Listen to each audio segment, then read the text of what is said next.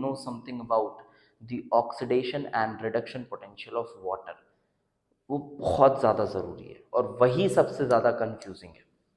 ठीक है, तो चलो यहाँ से शुरू करते हैं असली टॉपिक, उस पर मैं आऊँगा, फिर उसके बाद आपको उसका कंपैरिजन बताऊँगा। तो देखो, फिर आपका दिमाग खुलेगा। Oxidation and reduction potential of water. अब इसको मैं समझाने के लिए आपसे एक सवाल पूछता हूँ। सपोज करो कि मैंने ए प्लस लिया, ठीक है, एक कोई कैटायन है मेरा ए प्लस, और मैंने उसे इस तरह से लिखा ए प्लस।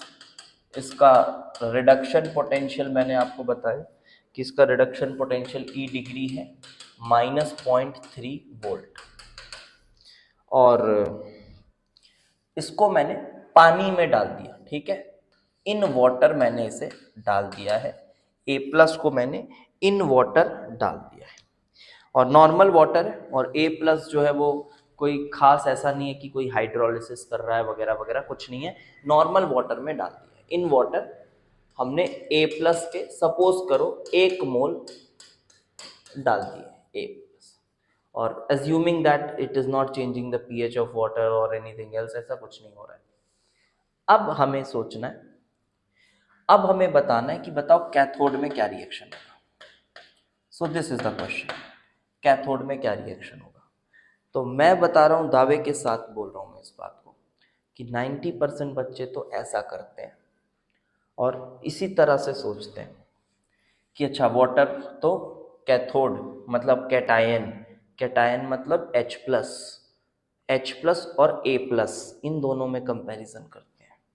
तो वो ऐसा करते हैं H plus plus electrons H2 2 और E डिग्री 0 वोल्ट। तो सर उसके रिस्पेक्ट में, सॉरी ये माइनस है बेटा, सॉरी वो माइनस है। तो सर इन दोनों में अगर देखा जाए, इन दोनों में अगर देखा जाए तब तो यही बढ़िया है। तो फिर फाइनली क्या कंक्लूड कर देते हैं, हाँ सर कोई बड़ी बात ही नहीं है, यही रिएक्शन होगा सर, क्योंकि यहाँ भी तो आप ऐसे ही कंपैरिजन करते हो और आंसर भी सही आ जाता है। यहाँ भी ऐसे ही तो कंपेयर करते हो ना, Na प्लस से Na, तो आप देखते हो नेगेटिव पॉइंट, वही नेगेटिव कितना 2.57। क्या ना, मेरे को बहुत ज़्यादा डेटा वेटा एग्जैक्ट नहीं याद रहता, ना ही आपको ज़रूरत है याद करने की एग्जैक्ट डेटा, बट -2.57 के आसपास कुछ वैल्यू होती है लगभग। और H प्लस को आप देखते हो, अच्छा H प्लस से H2 ये तो 0 है, तो ये हो जाएगा। फिर आप देखते हो एक्सपेरिमेंटली क्या हुआ, एक्सपेरिमेंटली भी हाइड्रोजन ही निकलता है, तो आपका जो भरोसा होता है ना वो और ज़्यादा सॉलिडिफाई हो जाता है कि यस क्या कॉन्सेप्ट है, समझ आ गया हमको, तो है ना। इसीलिए मैंने यहाँ थोड़ा पॉज लिया था, आऊँगा अभी इस पे। अब इस क्वेश्चन पे आओ, तो यही आंसर होगा अपना कि यार H प्लस ही जाएगा और ये रिएक्शन होगा, वो नहीं होगा, ये रिएक्शन होगा ज़्यादा फिजिकल। अब यहाँ से थोड़ा सा डिस्कस करते हैं इस बात को। तो ये बताओ मेरे को पहली बात कि जब यहाँ पे E डिग्री लिखा हुआ है, जब E डिग्री लिखा हुआ है तो इसका मतलब H प्लस की कंसंट्रेशन क्या है, 1 मोलर है। तो ये डेटा कब सूटेबल है, ये डेटा तब सूटेबल है जब H प्लस 1 मोलर है। तो जब मैं बोल रहा हूँ नॉर्मल पानी में ये डला हुआ है A प्लस आयन, तो आप A प्लस का ये ले रहे हो, ठीक है, क्योंकि मैंने कहा कि चलो 1 मोल A प्लस डला है, 1 लीटर पानी है, बाकी कंडीशंस वैसी हैं, तो आप ये ले रहे हो तो ठीक है, क्योंकि उसका 1 मोलर है और E डिग्री वैल्यूज आयंस के 1 मोलर कंसंट्रेशन पर ली जाती है, तो ये कंपैरिजन के लिए ठीक है। लेकिन क्या ये कोई वैलिड कंपैरिजन है, पानी की बात हो रही है, क्या पानी में 1 मोल H प्लस होता है, नहीं होता। तो हाँ, अगर हम ऐसा कंपैरिजन कर रहे होते कि वाटर है जिसमें एसिड डला हुआ है, एसिडिफाइड वाटर है, और पीएच ऑफ वाटर कुछ, या फिर H प्लस की कंसंट्रेशन पानी में 1 मोलर है, अगर हम ऐसा बोल रहे होते तो फिर बात अलग है, तब बात अलग है, तब आप कंपेयर कर सकते हो और तब आपका आंसर सही होता। बट अभी तो H प्लस है ही नहीं 1 मोलर। तो अगर आपको H प्लस के रिस्पेक्ट में ही सोचना है तो क्या करना होगा, देखो। आई होप आपके दिमाग में थोड़ी थोड़ी बातें जा रही हैं। मैं बहुत धीरे धीरे बताऊंगा इस बात को, क्योंकि मुझे याद है जब मैं लाइव क्लासेस ले रहा था इलेक्ट्रोकेमिस्ट्री की, तो ये वाले टॉपिक में बच्चों ने मेरा एक क्लास लिया था, पूरा पूरा एक क्लास। सर ये वाला कैसे हुआ, ये कैसे हुआ। तो समय इसमें थोड़ा सा लगता है, समय लगता है। आप वीडियो को बार बार देखोगे अच्छे से समझ में आएगा, और प्रैक्टिकल से ज़्यादा थोड़ा थियोरेटिकल सोचने की कोशिश करना, मैथमेटिकल सोचने की कोशिश करना, ठीक है, तो समझ में आएगा।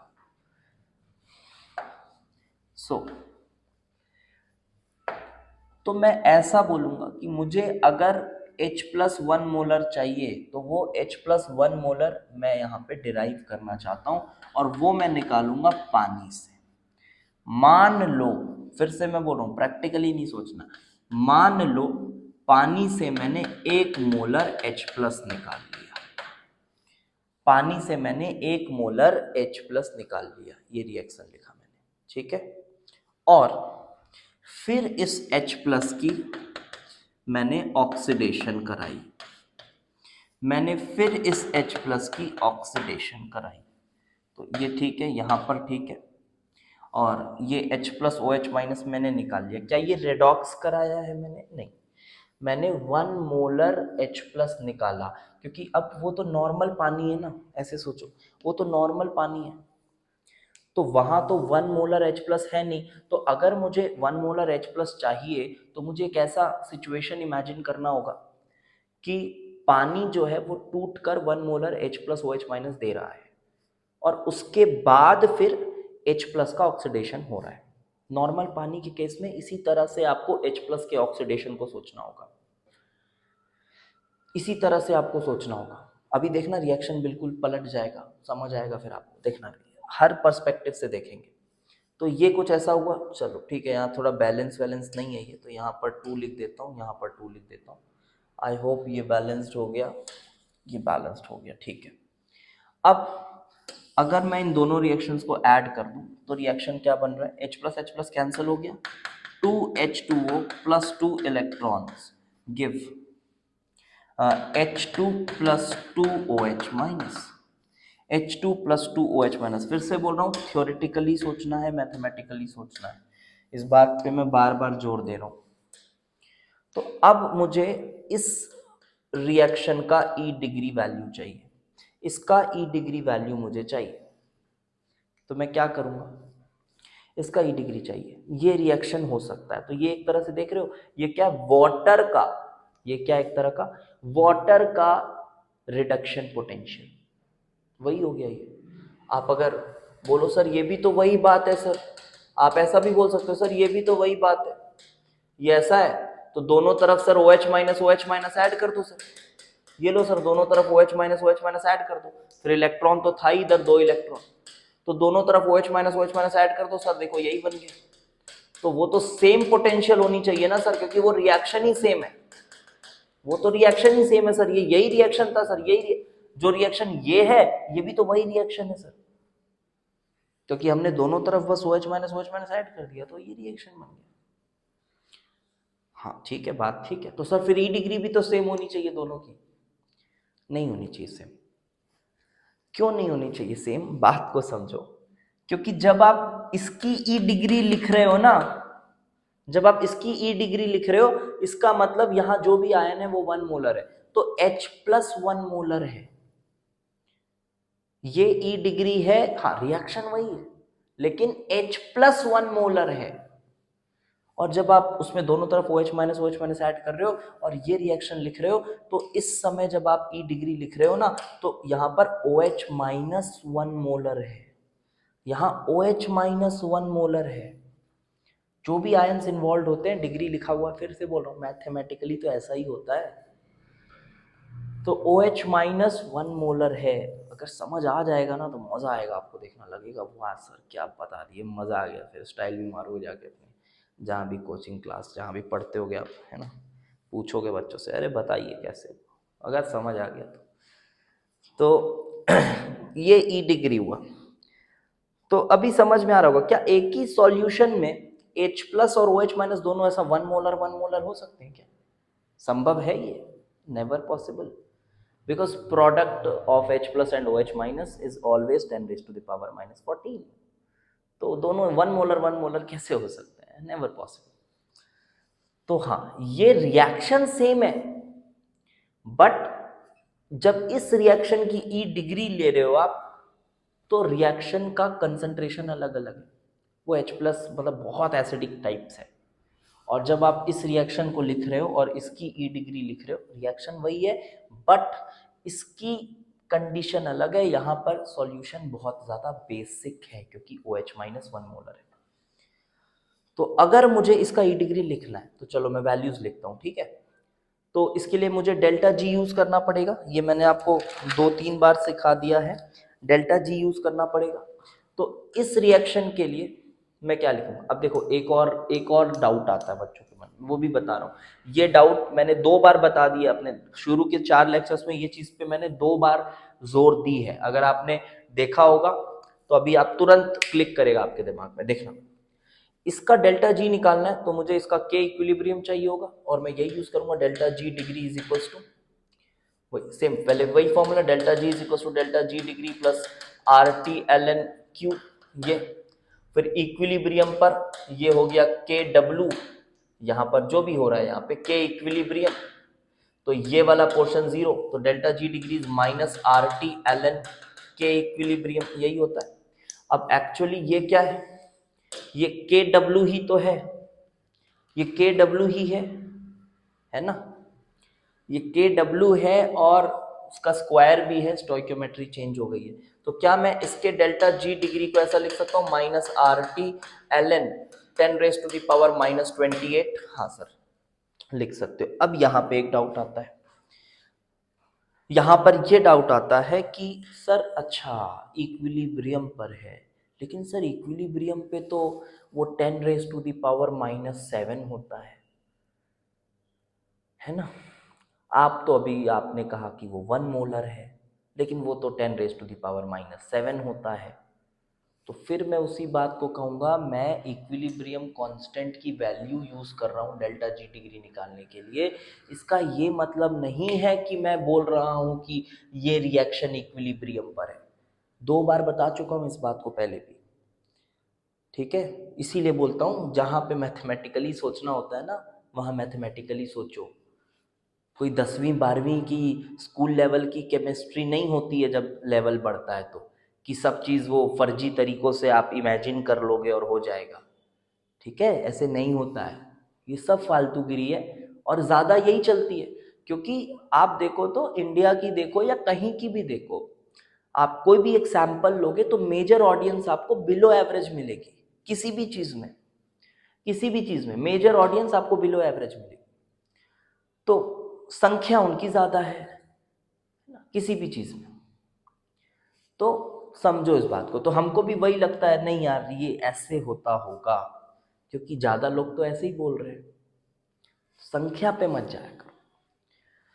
तो यहाँ पर हमने के इक्विलिब्रियम यूज़ किया है. इसका मतलब ये नहीं है कि ये इक्विलिब्रियम पे है. डेल्टा जी डिग्री की वैल्यू लिखने के लिए हमने इसको यूज़ किया है. एंड देन इसका तो पता ही है सर, ई डिग्री 0 है तो डेल्टा जी डिग्री भी हम 0 लिख देंगे, और फिर इन दोनों को ऐड वैड करके इसकी ई डिग्री निकालेंगे. और इसकी ई डिग्री आ रही है, मैं बता दे रहा हूँ, -0.83. And I would suggest you to remember this value. इसको कहते हैं standard reduction potential of water. Yes, this is the standard reduction potential of water. E degree H2O से H2 इज -0.83 वोल्ट. ये वैल्यू, ये वैल्यू है ई डिग्री वैल्यू. तो फिर आप देखो इसका मतलब क्या है कि जब आप स्टैंडर्ड कंडीशंस में वाटर की ऑक्सीडेशन पोटेंशियल, रिडक्शन पोटेंशियल देखें तो वैल्यू आ रही है -0.83. अब सवाल आता है कि सर अच्छा मतलब हमें कंपैरिजन जीरो के साथ नहीं करना है, अब इसका किसके साथ करना है, इसके साथ। तो इसके साथ कंपैरिजन करना है। तो अब देखो कौन ज्यादा फीजिबल है। अब कौन ज्यादा फीजिबल है तो आपका आंसर चेंज हो जाएगा। अब आप बोलोगे सर ये ज्यादा फीजिबल है, सर ये ज्यादा फीजिबल है, लेकिन क्या ये भी सच है कि इसी के साथ कंपैरिजन करना है? क्या ये भी सच है कि इसी के साथ कंपैरिजन करना है, या मामला कुछ और है? जी हाँ, इसके साथ भी कंपैरिजन करना ठीक नहीं है, क्योंकि अगेन ये ई डिग्री वैल्यू है और आप यहाँ पे OH माइनस को 1 मोलर कंसिडर कर रहे हो। इसीलिए देखो ये बहुत नेगेटिव वैल्यू आई है, क्योंकि OH माइनस 1 मोलर होता नहीं है पानी में, लेकिन हम अगर बात करें तो हम यहाँ पानी को तोड़कर 1 मोलर निकाल रहे हैं, जो खुद में एक नॉन स्पॉन्टेनियस प्रोसेस है, इसलिए ई डिग्री 0 से और ज्यादा नेगेटिव हो गई। खैर इतना डीप में घुस के सोचना नहीं है आपको। अगर आपको लग रहा है अरे बर्डन लग रहा है, नहीं समझ में आ रहा है, कुछ ऐसा लग रहा है, तो दिक्कत वाली बात नहीं। कॉन्क्लूजन्स भी ध्यान रखोगे, जेई एडवांस में बहुत अच्छा करोगे, कोई दिक्कत नहीं। ये देखो कॉन्क्लूजन ये ध्यान रखना है कि ये है आपकी ई डिग्री H2O H2 वैल्यू, लेकिन ये भी वैल्यू में जब OH माइनस इन्वॉल्व रिएक्शन में वो 1 मोलर है, लेकिन हम तो यहाँ पे पानी के साथ बात कर रहे थे कि पानी में A प्लस डाला हुआ है, तो पानी में तो OH माइनस 1 मोलर होता नहीं है, तो फिर ये भी वैल्यू सही नहीं है कंपैरिजन के लिए। तो अब क्या करें सर? कुछ मत करो, नस्ट इक्वेशन पढ़े हो ना, बस लगा दो। ई डिग्री पता है, ई सेल निकालना है, बस और क्या है ना। ई डिग्री पता है, ई सेल निकालना है। रिएक्शन क्या है सर? यही रिएक्शन है, और क्या, कोई बहुत बड़ी बात थोड़ी है। ये रिएक्शन है, इसका ई डिग्री पता है, ई सेल निकालना है, निकाल लो ई सेल। EH2O H2 किस पॉइंट पे निकालना है? pH 7 पे। प्योर वाटर की बात हो रही है, pH 7 पे प्योर वाटर की बात हो रही है।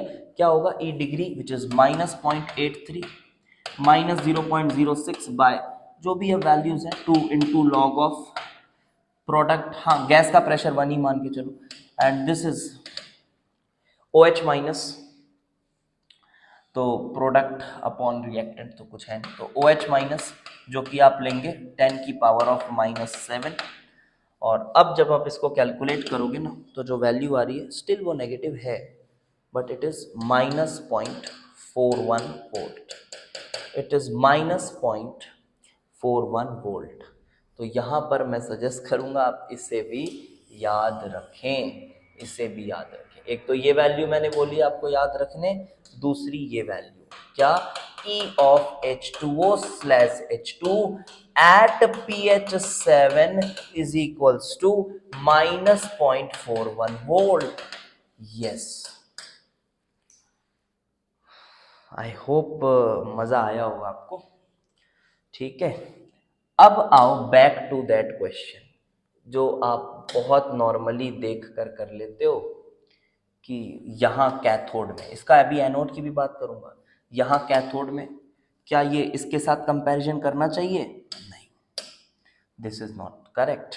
तो किसके साथ करना चाहिए? हाँ, H2O वाले रिएक्शन के साथ, वो ज़्यादा फिजिबल। हाँ, उसमें भी हाइड्रोजन ही निकल रहा है, रिएक्शन सेम है, रिएक्शन सेम है दोनों।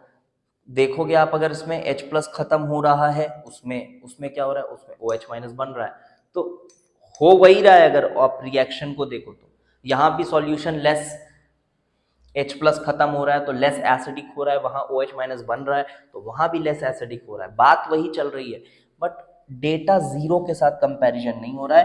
प्योर वाटर में NaCl डाले हो तो हाँ, रिएक्शन यहाँ पर मैं तो ये लिखूंगा 2H2O plus 2 electrons gives hydrogen plus OH minus 2। So this should be the reaction, जिसको आप ऐसे भी लिख सकते हो, लिखने में कोई बुराई नहीं है, बट डेटा उसकी कंपैरिजन मत करो, बोलने का मतलब ये है। अब एनोड पे आते हैं, तो एनोड के